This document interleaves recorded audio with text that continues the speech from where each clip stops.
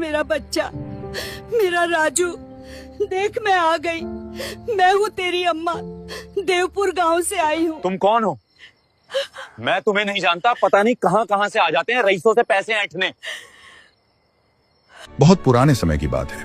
पहाड़ों की तलहटी में बसा देवपुर नाम का एक छोटा सा लेकिन बेहद खूबसूरत गांव था।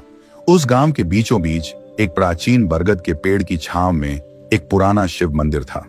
इस मंदिर की सीढ़ियों के पास ही एक बुजुर्ग औरत अपनी छोटी सी जगह घेरे बैठी रहती थी, जिसे पूरा गांव राधा अम्मा के नाम से जानता था। राधा अम्मा इस विशाल दुनिया में बिल्कुल अकेली थी।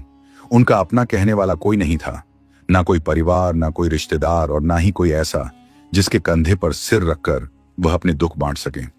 लेकिन उम्र के इस पड़ाव पर भी राधा अम्मा के भीतर एक गजब का स्वाभिमान था। अपना पेट पालने के लिए उन्होंने कभी किसी के आगे हाथ नहीं फैलाए। इसके बजाय उन्होंने मंदिर के बाहर अपनी एक छोटी सी फूल माला की दुकान लगा रखी थी। हर सुबह जब गांव के मुर्गे बांग भी नहीं देते थे और आसमान में तारों की रोशनी फैली होती थी, राधा अम्मा उठ जाती थी। वह अपनी कमजोर पैरों से चलकर मीलों दूर बागों में जाती और वहां से ओस की बूंदों से नहाए हुए ताजे खुशबूदार गेंदे, गुलाब और चमेली के फूल चुनकर लाती। फिर मंदिर के बाहर बैठकर अपने बूढ़े कांपते हाथों से एक एक फूल को धागे में पिरोकर बहुत ही खूबसूरत मालाएं तैयार करती। दिन भर मंदिर आने वाले भक्तों को वह अपनी बनाई मालाएं बेचती। शाम ढलने तक जो कुछ थोड़े बहुत सिक्के उनकी हथेली पर आते, उसी से वह अपना रूखा सूखा खाना जुटाती और भगवान शिव का शुक्रिया अदा करके चुपचाप अपनी जिंदगी गुजार रही थी। वक्त अपनी रफ्तार से बीत रहा था। एक दिन सर्दियों का मौसम अपने चरम पर था। दिन भर तो सब ठीक रहा, लेकिन शाम होते होते अचानक आसमान का मिजाज बदल गया। काले घने और डरावने बादलों ने पूरे गांव को घेर लिया और बहुत तेज हवाएं चलने लगीं। देखते ही देखते बेमौसम की मूसलाधार बारिश शुरू हो गई। राधा अम्मा घबरा गईं। उन्होंने अपने कांपते हाथों से जल्दी जल्दी अपनी फूल माला की दुकान का सामान समेटा, बचे हुए फूलों को टोकरी में ढका और भागकर अपनी छोटी सी कच्ची झोपड़ी में पहुंच गईं। बाहर बारिश का शोर इतना तेज था कि किसी की आवाज सुनाई नहीं दे रही थी। अम्मा के पुराने सूती कपड़े पूरी तरह भीग चुके थे और ठंड के मारे उनके दांत किटकिटा रहे थे। तभी अचानक तूफानी हवा के उस खौफनाक शोर के बीच उन्हें किसी के रोने और सिसकने की धीमी सी आवाज सुनाई दी। अम्मा चौंक गईं। उन्होंने अपनी झोपड़ी का आधा टूटा हुआ लकड़ी का दरवाजा थोड़ा सा खोला और बाहर झांका। बाहर का नजारा देखकर अम्मा का दिल जैसे पल भर के लिए धड़कना भूल गया। उनकी झोपड़ी के ठीक बाहर एक बड़े से पेड़ के तने से सटकर एक 10-11 साल का छोटा सा बच्चा घुटनों में सिर दिए सिकुड़ कर बैठा था। वह इस कड़ाके की ठंड और बारिश में पूरी तरह भीग चुका था और ठंड के मारे सूखे पत्ते की तरह कांप रहा था। राधा अम्मा ने बिना एक पल सोचे उस तूफानी बारिश में बाहर छलांग लगा दी। उन्होंने उस ठंडे पड़ चुके बच्चे का हाथ पकड़ा और उसे अपनी झोपड़ी के अंदर ले आईं।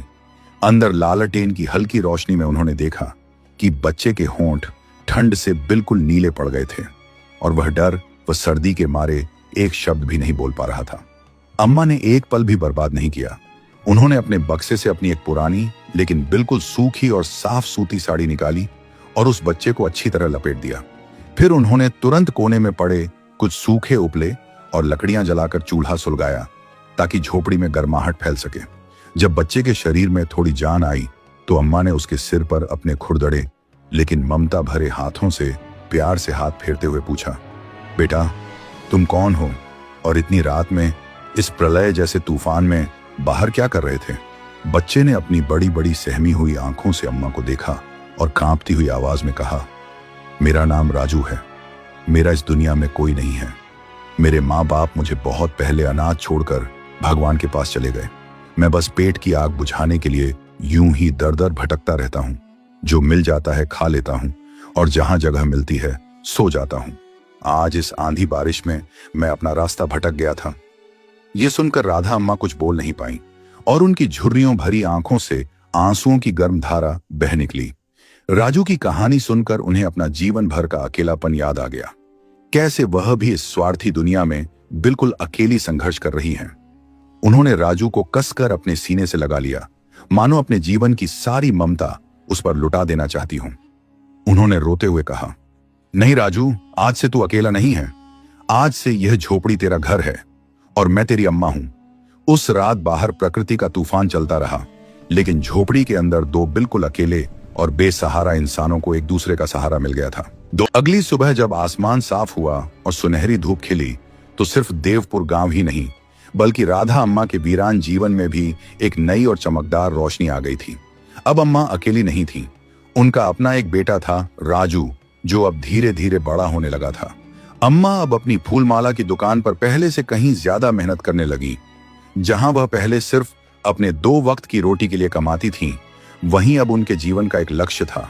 उन्हें अपने राजू का भविष्य बनाना था। वह रात रात भर जागकर दिए की रोशनी में फूल मालाएं बनाती ताकि अगले दिन ज्यादा पैसे कमा सकें। उनकी इसी खून पसीने की कमाई से राजू का दाखिला गांव के सबसे अच्छे स्कूल में हो गया। राजू भी कोई साधारण बच्चा नहीं था, वह बहुत समझदार, होनहार और मेहनती था। वह जानता था कि उसकी अम्मा उसके लिए कितनी तकलीफें उठा रही हैं। वह रोज स्कूल से लौटकर खेलने जाने के बजाय सीधे शिव मंदिर के बाहर अम्मा की फूलमाला की दुकान पर पहुंच जाता। वह अपनी छोटी छोटी उंगलियों से अम्मा के साथ बैठकर फूल छांटने और उन्हें धागे में पिरोने में मदद करता। काम करते करते वह अक्सर अम्मा की तरफ मासूमियत से देखता और कहता, अम्मा, तुम मेरे लिए बहुत मेहनत करती हो, लेकिन तुम देखना, एक दिन मैं बहुत बड़ा आदमी बनूंगा। मैं बहुत सारे पैसे कमाऊंगा और तुम्हें दुनिया की सारी खुशियां दूंगा। तब तुम्हें इस फूलमाला की दुकान पर कभी काम नहीं करना पड़ेगा, तुम सिर्फ आराम करोगी। यह सुनकर अम्मा के चेहरे पर एक सुकून भरी मुस्कान आ जाती। वह अपने आंचल से राजू का पसीना पोंछती और उसकी नजर उतारते हुए कहती, मेरा बच्चा, तू बस बड़ा होकर एक अच्छा इंसान बन जाना, वही मेरे लिए सबसे बड़ी खुशी होगी। दिन हफ्ते में, हफ्ते महीनों में और महीने सालों में बदलते चले गए। वक्त की मार ने अम्मा के बालों की सफेदी और बढ़ा दी थी। उनके चेहरे की झुर्रियां अब और गहरी हो गई थीं, लेकिन उनकी कमजोर होती आंखों में राजू के लिए बुने गए सपने और भी बड़े और मजबूत हो गए थे। देखते ही देखते वह छोटा सा राजू अब एक बहुत ही होनहार, पढ़ा लिखा और समझदार नौजवान बन गया था। उसकी दिन रात की मेहनत और अम्मा के निस्वार्थ आशीर्वाद का ही नतीजा था कि उसे अपनी पढ़ाई पूरी करते ही देश के सबसे बड़े शहर मुंबई की एक बहुत बड़ी मल्टीनेशनल कंपनी में बहुत ऊंचे पद पर नौकरी मिल गई। यह खबर जैसे ही देवपुर में फैली, पूरे गांव में खुशी की लहर दौड़ गई। अम्मा की तो जैसे दुनिया ही मुकम्मल हो गई थी। उनकी सालों की तपस्या आज सफल हो गई थी। जिस दिन राजू को अपनी नई जिंदगी शुरू करने के लिए मुंबई शहर जाना था, उस दिन अम्मा ने सुबह सवेरे उठकर उसके लिए अपने हाथों से उसके पसंदीदा बेसन के लड्डू बनाए। एक पुराने झोले में उसका सामान बांधा और उसे बस स्टैंड तक छोड़ने गई। बस आने पर राजू ने झुककर अम्मा के पैर छुए। उसकी आंखों में आंसू थे। उसने रोते हुए कहा, अम्मा, मैं आज जा रहा हूं, लेकिन मैं तुम्हें इस गांव की झोपड़ी में ज्यादा दिन नहीं रहने दूंगा। मैं वहां मुंबई में बहुत मेहनत करूंगा, बहुत पैसे कमाऊंगा, एक बड़ा सा घर खरीदूंगा और फिर आकर तुम्हें हमेशा के लिए अपने साथ उस बड़े शहर में ले जाऊंगा। अम्मा ने रोते हुए अपने बेटे को सीने से लगाया, उसका माथा चूमा और कांपती आवाज में कहा, बेटा, मुझे किसी बड़े घर की कोई लालसा नहीं है। तू बस वहां खुश रहना, अपना ख्याल रखना और इस बूढ़ी अम्मा को कभी मत भूलना। मुझे और कुछ नहीं चाहिए। राजू मुंबई शहर चला गया और यहां देवपुर में अम्मा एक बार फिर से अकेली हो गई। लेकिन इस बार का अकेलापन पहले जैसा नहीं था। इस बार उनके पास राजू की यादों और उसके वादों का मजबूत सहारा था। वह हर दिन अपनी उसी फूलमाला की दुकान पर बैठती, लेकिन अब उनकी नजरें फूलों से ज्यादा सामने वाले कच्चे रास्ते पर बिछी रहती कि शायद आज गांव का डाकिया राजू का कोई खत या संदेश लेकर आएगा। शुरू शुरू में सब कुछ वादे के मुताबिक हुआ। राजू के खत समय पर आते थे। वह महीने के अंत में मनी ऑन ऑर्डर से कुछ पैसे भी भेजता था। अम्मा पूरे गांव में फख्र से वह खत दिखाती। लेकिन जैसे जैसे समय बीतता गया, मुंबई शहर की अंधी चकाचौंध, कामयाबी की रेस और भाग दौड़ में राजू कहीं खोने लगा। 1 साल बीता, 2 साल बीते, 5 साल बीत गए। राजू अब सच में एक बहुत बड़ा आदमी बन चुका था। मुंबई शहर के एक सबसे महंगे और पौश इलाके में उसका अपना एक बहुत बड़ा आलीशान बंगला था। उसके बंगले में महंगी गाड़ियां खड़ी रहती थीं और आसपास नौकर चाकर हाथ बांधे खड़े रहते थे। उसने शहर के ही एक बहुत अमीर और रसूखदार बिल्डर की बेटी से शादी कर ली थी। दौलत और रुतबे के नशे में चूर राजू अब पूरी तरह से अपनी उस पुरानी जिंदगी, उस गांव और उस झोपड़ी को पीछे छोड़ चुका था। अपनी कामयाबी के अहंकार में वह उस बूढ़ी मां को पूरी तरह भूल गया था, जिसने उसे एक तूफानी रात में सड़क से उठाकर अपनी जिंदगी और अपना निवाला तक उसे दे दिया था। पिछले 2 सालों से ना तो राजू का कोई फोन आया था, ना कोई खत और ना ही कोई पैसा। उधर देवपुर गांव में राधा अम्मा की हालत अब बहुत खराब रहने लगी थी। बुढ़ापे, बीमारी और सबसे बढ़कर अपने बेटे के अंतहीन इंतजार ने उन्हें पूरी तरह तोड़कर रख दिया था। वह अब ठीक से चल भी नहीं पाती थी, उनकी आंखों की रोशनी कम हो गई थी, लेकिन फिर भी एक लाठी के सहारे घिसटते हुए किसी न किसी तरह रोज अपनी फूल माला की दुकान तक पहुंचती, सिर्फ इस आस में कि शायद आज राजू लौट आए।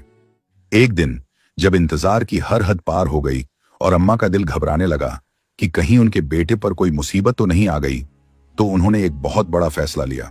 उन्होंने सोचा, अगर मेरा बेटा काम में उलझकर मुझसे मिलने नहीं आ सकता तो क्या हुआ, मैं खुद अपनी बूढ़ी हड्डियों को लेकर उससे मिलने मुंबई शहर जाऊंगी।